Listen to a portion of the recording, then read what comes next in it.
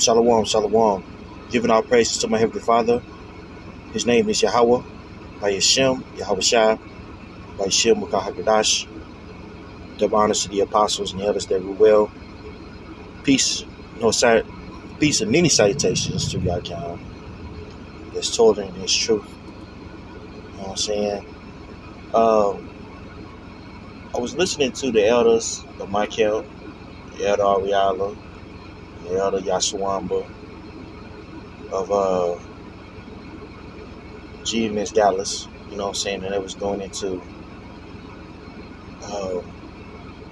how basically the lineage, dictates salvation. They was going into Esther, I want to say the 7th chapter, around the 8th verse, or was it the 18th chapter, around the 17th verse. How, the Jews, basically assimilated the people around them. And then people are making an argument whether, that's an indicator that, the other nations can't be saved. Well, clearly throughout the scriptures, that wasn't the case. And they briefly touched on this in St. John 4, going into the Samaritan woman and how the Samaritans, they weren't accepted by the Israelite masses. You know what I'm saying? They weren't accepted by Israel. Neither was the Herodian dynasty either. They weren't accepted either of the Israelites, man. And just because someone is forcefully Judaized does not mean that they are the same as the Israelite. They're deemed as brothers and sisters, and the people, the nation of Israel is supposed to amalgamate them into the culture, and that's just not true. I mean, and then the elder Ariala made a great point. He was like, you know what? I mean, look at us, look at our plight. We were assimilated to Western culture, but there was still a caste system that we, a neo-caste system, I like to always say, that so-called Negroes adhered, and Latinos, and natives, shoot, all of us, the Israelites, we endured that here in Babylon the Great. We were second-class citizens, you know what I'm saying? In a lot of ways, we still are. Social segregation is still alive and well, and where, your social status dictates where you stay. And of course, for generations, we've been at the bottom, so a lot of our people, a substantial amount of our people have stayed in that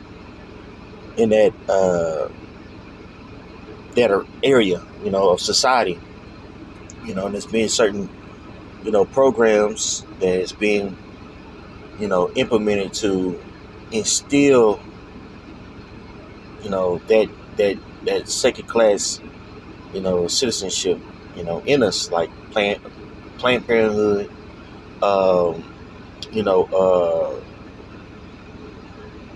what's that, child support, single parent households, promiscuity in our women, all types of things. But not to digress too much, we're still substantially at the bottom, and it's designed for a reason. And we can split the argument, we're so-called Americans, but again, we are we have been deemed, as second-class citizens. Why is that? Because we're not of the European stock. The whole term whiteness and things of that nature was implemented, in the 1700s, 1800s to ensure a social status in which our people, again, were at the bottom. So, yes, we've been assimilated to this way, we're the best of the best Americans, yet we're still, at the bottom. And this is how it was with the Samaritans, even within our, our culture. There was this understanding that they were not original Israelites, and, they were separate, in the land of Samaria, which is land of Samaria was really the northern tribe land, but they were pushed out, you know, by the Assyrians. Um, and, various heathens were placed in the land in their stead. You see what I'm saying? But it was still understanding that they were not Israelites. Now, I said a lot, so let me see. I want to see if I could go to where I begin. Let me get this for you guys in First Kings.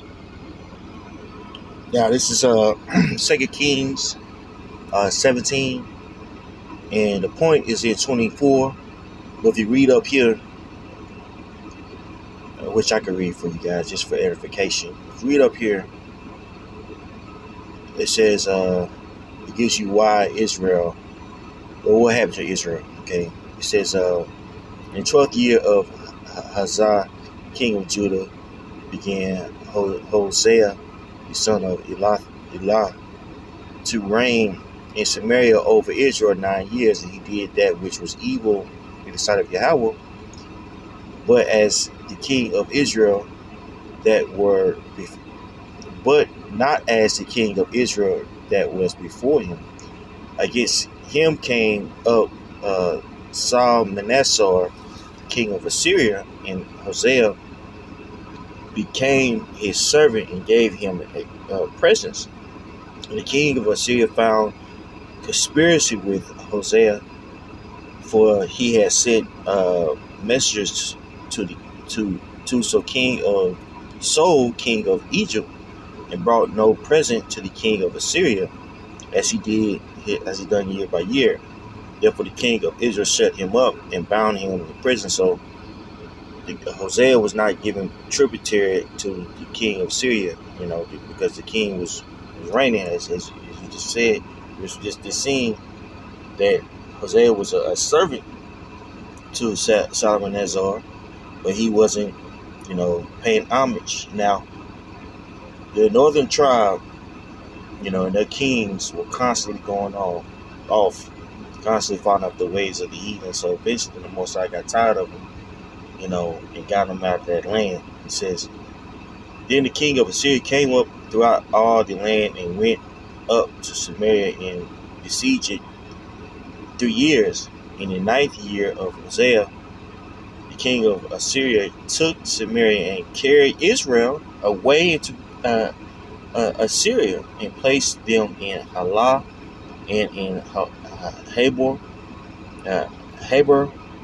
by the river of Gazan, and in the cities of the Medes. Right, so Israel was taken out of the land. It's forced migration.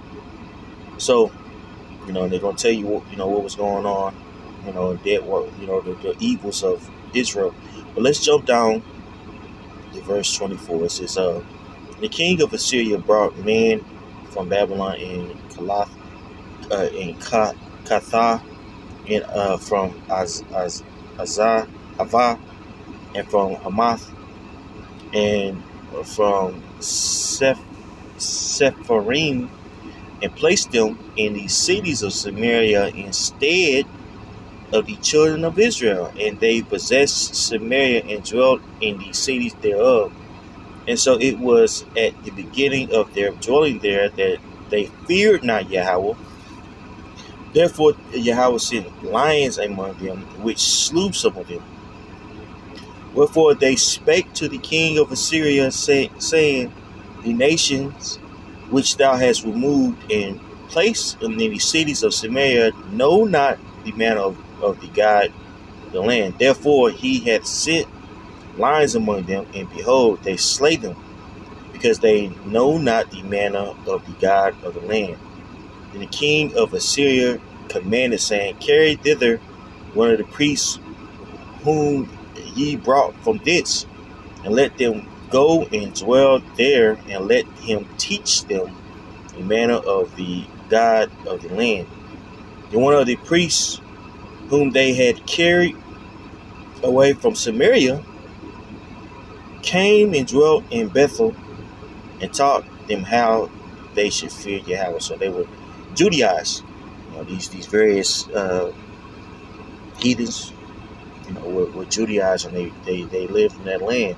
So it was a well-known fact.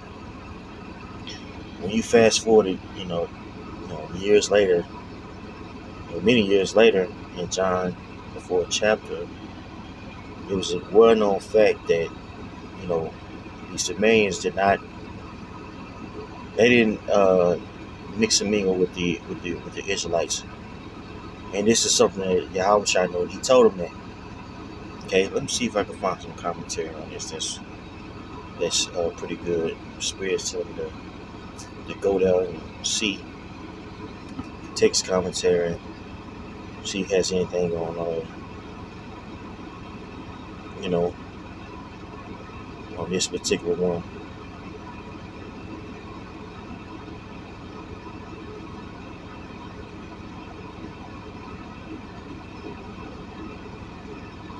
It says he needed to go to Samaria. I'm in commentary in St. John, according to David Guzik. He says he needed to go through Samaria. It says, although the road through Samaria was the shortest route from Jerusalem to Galilee, pious Jews often avoided it. They did so because there was a deep distrust and dislike between many of the Jewish people and the Samaritans. When the Assyrian conquered the northern tribe of Israel, they exiled almost all the Jews in the Jewish population, moving them from the land. All they left behind were the lowest class of society. 130 years later, the Babylonian conquered the southern kingdom of Judah and followed a similar policy. These ones left behind intermarried with other non-Jewish people who slowly came into the region, and the Samaritans emerged as an ethnic and religious group. Because the Samaritans had a historical connection to the people of Israel, their faith was a combination of commandments and rituals from the laws of Moses, put together with various superstitions. Most of the Jews in Yahushua's time despised these Samaritans, disliking them even more than Gentiles, because they were religiously speaking half-breeds who had an eclectic mongrel faith. The Samaritans built their own temple to Yahweh on Mount Gerizim, but the Jews burned it around 128 BC. This obviously made relations between the Jews and the Samaritans even worse. Okay, right? So you had, even amongst the Samaritans, you had people who were Israelites, but they were mixed in with the Samaritans. This is why Yahweh Shah went to them. Okay, went through that land to get those that were Israelites. But in doing so, he told the truth to the woman. He said, "Look, you don't worship the right Israel, Father, because it's not for you. Salvation is only for us, my people, the Israelites." Okay. Now let's read this in John 14:1. It says, "When therefore the Lord knew how the Pharisees had heard that Yahweh made and baptized in more disciplines disciples, it's like in John, though Yahweh himself baptized not, but his disciples, he left Judea and departed again into Galilee, and he must needs go through Samaria. Then cometh he to a city of Samaria which is called Sychar, near the parcel of ground that Jacob gave to his son Joseph. Now Jacob's well was there. Yahushua, therefore, being wearied with his journey, sat thus on the wall, and it was about the 6th hour, noontime. It says, there cometh a woman of Samaria to drink water. Yahushua said unto her, give me to drink, for his disciples were gone away unto the city to buy meat.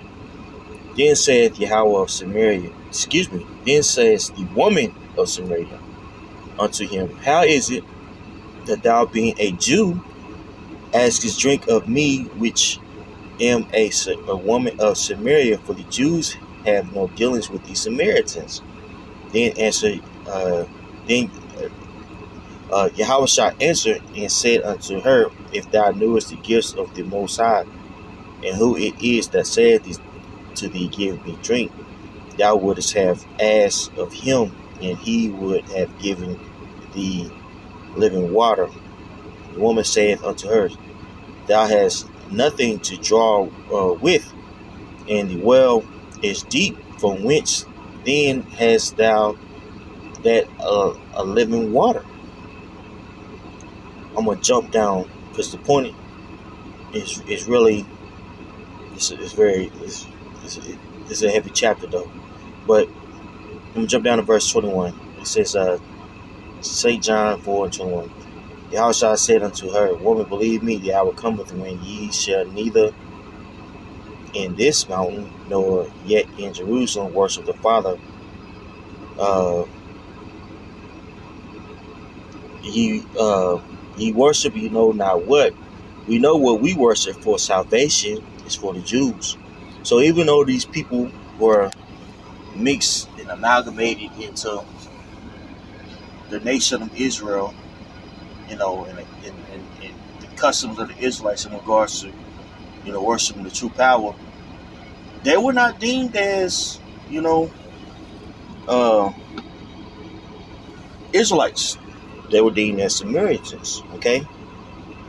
Right?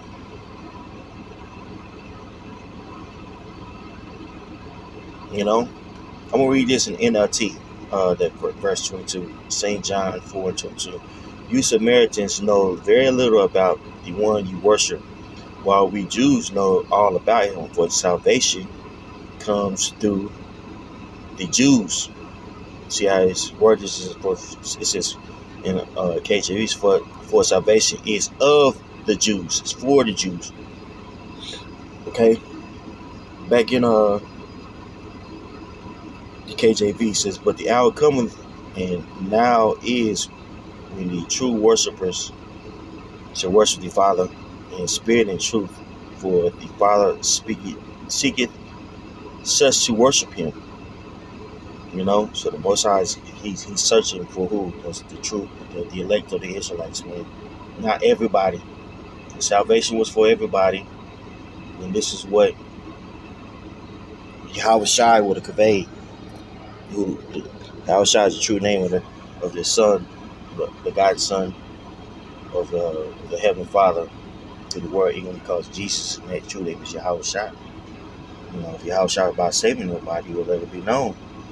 And if these various people could, just amalgamate, into, the promise, then certainly, the Samaritans will be able to. Okay, as you see, it's animosity. Okay, with the Samaritans and the Israelites. Why is that? Because there's two different people. Okay, so pray those edifying. On to the next. Shalom.